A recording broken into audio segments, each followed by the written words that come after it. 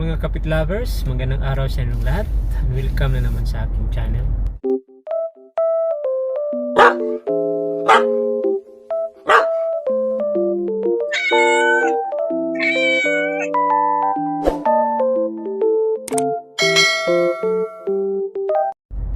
Sa episode na to mga kapit lovers, pupunta kami ngayon sa Cebu Veterinary Doctors dahil pa-ultrasound ko itong aso ko mga kapit lovers na si Black Bear.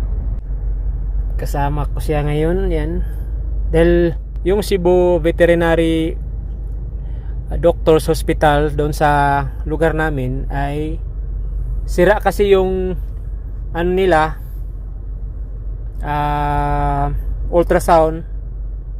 So nirefer kami doon sa main branch nila dito sa Cebu City mga kapit lovers. So itong main branch nila mga kapit lovers ay malayo doon sa amin. It takes mga 1 hour mahigit na yata dahil traffic rin dito sa city, sa Cebu City mga kapit lovers. Yan, mabagal yung daloy ng takbo. Ay, dito ako sa ito pala. Okay, yan. Okay pala dito. So, yan traffic. Buti nakalusot na ako mga kapit lovers. So, malayo pang clinic na pupuntahan ko or hospital. Ano ba yun? Clinic or hospital. Dahil Cebu Veterinary Doctors Hospital yun doon sa amin. So, katulad rin siguro sa amin dito. Di pa kasi ako nakapunta sa main branch nila mga kapit lovers. Namo ni diri.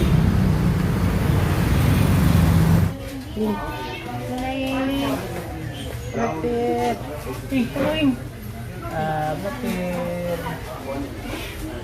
Bakero.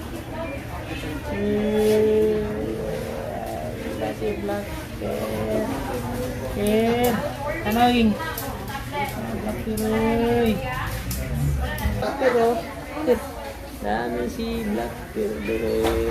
Dami Blackbeard. Here. Tanawin. Here.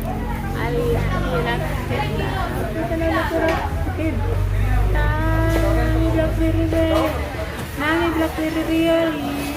So, maraming proseso ang pinagdaanan sa aking aso mga kapit lovers. Una, pina-ultrasound siya. Tapos, x-ray. Ang ano lang sa ultrasound mga kapit lovers, lalong kawawa siya dahil yung banda sa tiyan niya, sinisiban to dito. So, kinuha yung balahibo dahil mahirapan ang vet sa pag-ultrasound. Dahil ano pala yung ultrasound, may, ano ba yun? Ilagay dito. Yung back. Parang may camera siguro yun. First time ko kasing nakakita ng ultrasound dahil di pa ako nakasubok ng ultrasound mga kapit lovers. Doon lang sa aso ko nakakita kung ano ang ultrasound. Kalbo yung dito sa tiyan niya mga kapit lovers dahil shave lahat to, walang balahibo. Ito po ang result ng kanyang x-ray mga kapit lovers. Dahil makikita nyo diyan sa baba, tubig yan. Tapos yung mga organs niya, pinupush na raw pataas dahil sa tubig. Yung tubig nandyan sa baba. Tapos yan ang resulta ng kanyang ultrasound. So makikita mo dyan yung left kidney niya. Tapos yung kulay itim sa taas mga kapit lovers, tubig raw yun sabi ng vet. So ganyan kadami ang tubig niya na nandyan sa loob ng tiyan niya. So, makikita mo, fluid-filled abdomen. So, yan. Yung mga kulay itim, mga tubig yan sa tiyan niya. Kaya, lumalaki yung tiyan ng alaga ko dahil pala sa maraming tubig na nakaimbak sa loob ng tiyan niya mga kapit lovers. So, yun ang mga resulta ng laboratory test na ginagawa sa aking alaga mga kapit lovers na si Black Bear. Mahaba-habang gamutan pa to. Sana madali siyang gumaling. At hanggang dito na lang ang topic ko ngayon. Sana may natutunan kayong kaunting mga idea about sa topic ko ngayon.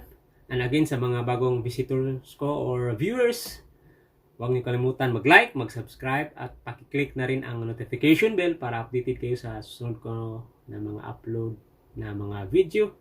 Thank you for watching. God bless us all.